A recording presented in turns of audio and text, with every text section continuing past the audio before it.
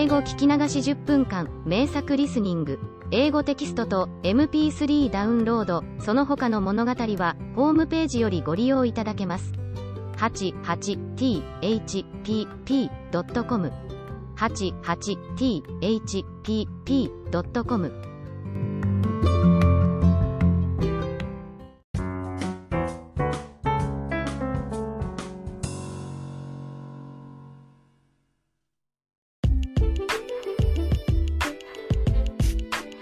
I wrote about another game at my family casino.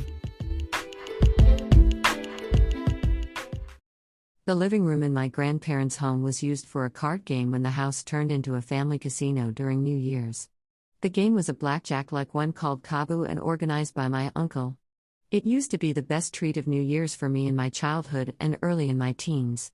Unlike Mortar Roller I had introduced before, this game was played seriously and intensely because it was for high stakes.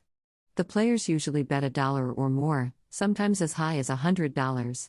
The farther into the night it got, the higher the bet went.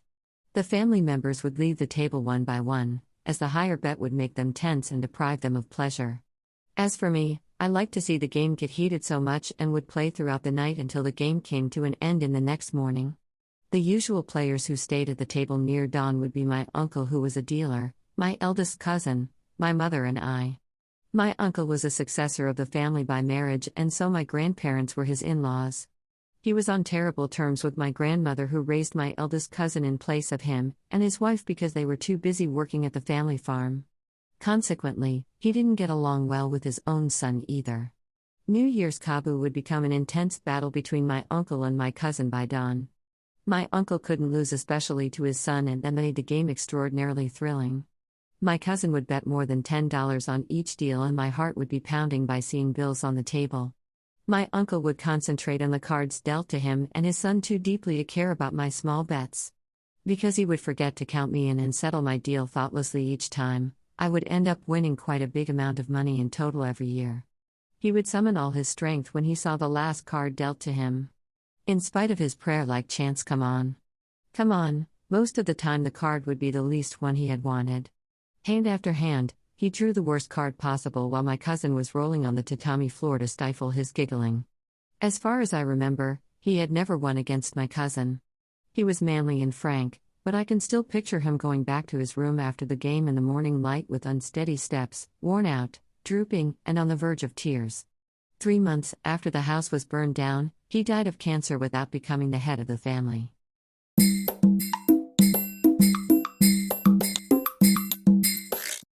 Audiobook, Japanese Dream by Hitomi Woods, on sale at online stores or apps.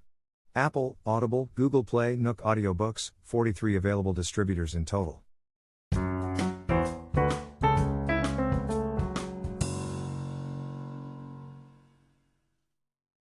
I wrote about a battle between Sister Carmela, me, and my mother. Back in my Catholic school days, a teacher for home economics was Sister Carmela. I was in her cooking class.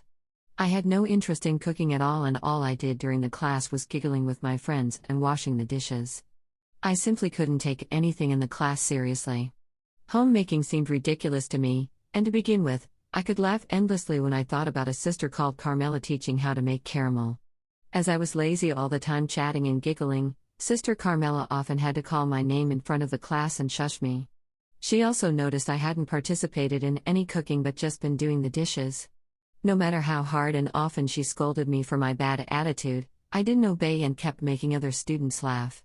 Her patience snapped at last and she called me before the principal. In my school, bad students were close to zero and a student was hardly ever called to the principal's office. The principal was Sister Mary Catherine, who reasonably believed I had done something extraordinarily wrong. But she was taken aback when Sister Carmela told her that I had fooled around during the class. She looked at her face with an impression of "That's it?"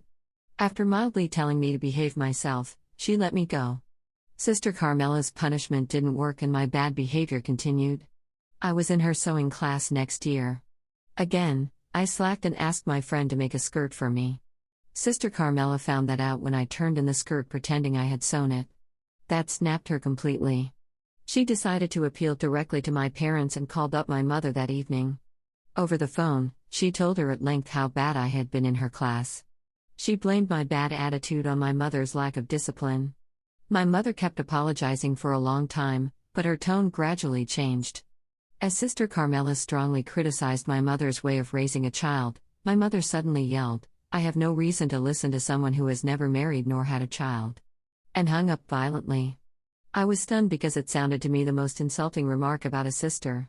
She said to me, "Who does she think she is? She has never raised a child herself, and yet looks down on me who did raise a child.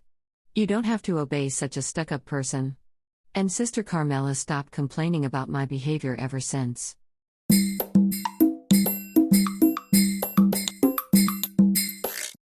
Audiobook, Japanese Dream by Hitomi Woods on sale at online stores or apps. Apple, Audible, Google Play, Nook Audiobooks, 43 available distributors in total.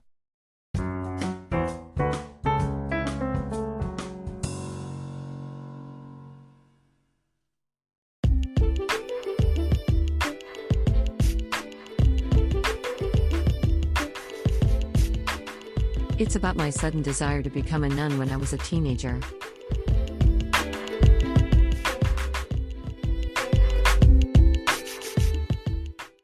The Catholic school I attended had an annual event of a movie viewing. One year, the school selected a movie about Jesus Christ's life. In the final scene, Jesus looked straight at me, which I mean was straight at the camera, and said, "I am with you always." That line startled me. For the first time, I realized he was always with me, and I was touched by the thought. Tears were rolling down my cheeks. I had a hard time to see the stairs on my way out of the movie theater because of my tears and to hide them from my friends at the same time. I had been exposed to the Christian teachings routinely through a Bible class and a daily morning prayer at school. Yet, I had never thought about it deeply like this before. As a teenager, I had believed that nothing good would ever happen to me in the future and I would have to endure a life in the prison-like world. I had constantly felt lonely and hopeless. What if Jesus was always beside me? I wondered how helpful it would be.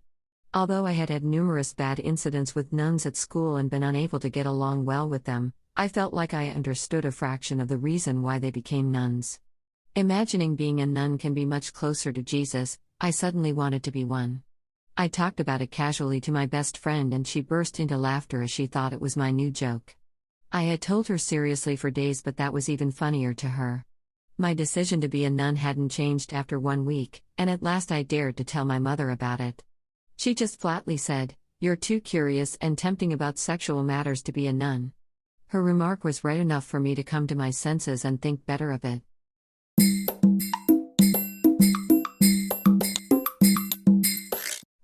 Audiobook, Japanese Dream by Hitomi Woods on sale at online stores or apps. Apple, Audible, Google Play, Nook Audiobooks, 43 available distributors in total.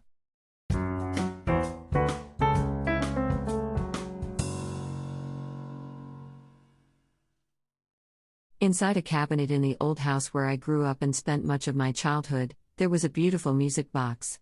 It stood out by its glamour and westernized style among other articles of Japanese folk art in the cabinet. My mother took it out once or twice a year for me, solemnly and carefully as a special occasion. She would wind up, open the lid slowly and let me listen to its heavenly melody. It was the first gift she received from my father when they were young. The tune was True by Schumann. I asked my father what the title meant and he told me it meant rosy happiness, although I later learned it actually meant dreaming. I imagined that he felt rosy happiness when he was marrying her. Since the music box was expensive, my mother strictly forbade me to touch it. I wasn't allowed to play it on my own. My parents were usually out for work and I was suffering from auto intoxication when I was little. I often fainted while I was playing alone at home and my grandmother had to call a doctor each time. In those days, my secret remedy was sneak open the cabinet and take out the music box. While my mother believed it was a once or twice a year occasion, I listened to it almost every day. Although by then I had already known that my parents got married by an arranged marriage for each family's convenience and my mother especially married money, it helped me delude myself that my parents loved each other. By listening to the tune, I felt hopeful and had fewer blackouts from auto intoxication. When I lived in the city before moving in here, I had an idea that I would play True on the piano for my parents on their wedding anniversary. I practiced playing it by listening to a Schumann CD. But my rare respectable attempt never materialized after all for a strange reason. Every time I practiced Trumarai, a cockroach appeared from somewhere as if it was a cue. It was impossible to continue practicing because I have a strong phobia about roaches.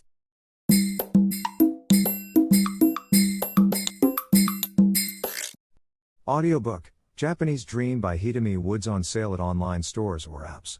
Apple, Audible, Google Play, Nook Audiobooks, 43 available distributors in total.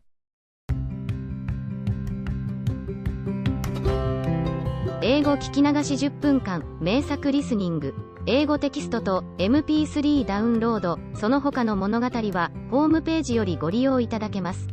88thpp.com 88thpp.com